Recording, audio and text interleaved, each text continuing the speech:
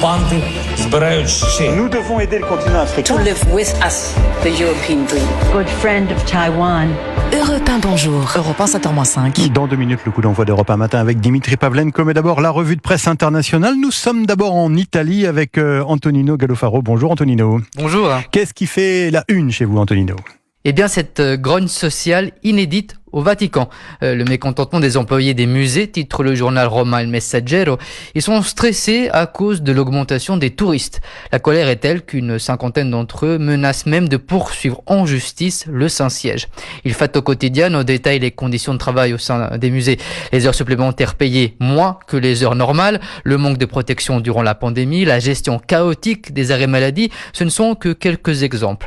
Il s'agit donc de la première révolte sociale de l'histoire du Vatican, commente Il Sole 24 Ore, et une révolte à ne pas prendre à la légère. Le journal économique rappelle que les musées sont le principal poumon financier des caisses papales. Nous sommes maintenant aux États-Unis avec Aviva Fried. Qu'est-ce qui mobilise les médias, Aviva, chez vous ? C'est un scandale judiciaire qui s'affiche dans la presse américaine. Le San Francisco Chronicle révèle que les peines de mort prononcées dans le comté d'Alameda, en Californie du Nord, font l'objet d'une enquête judiciaire. La raison ? Le procureur aurait manœuvré pour éliminer des juifs des jurys.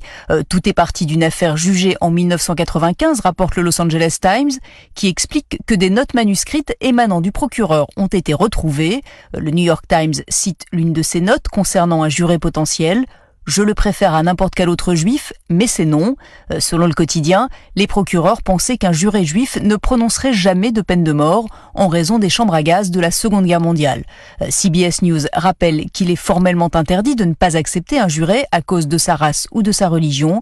Selon Oaklanside, au moins 35 affaires remontant parfois à près de 50 ans seraient concernées par l'enquête en cours. Merci Aviva Fried, merci à tous nos correspondants. C'était la revue de presse internationale sur Europe 1.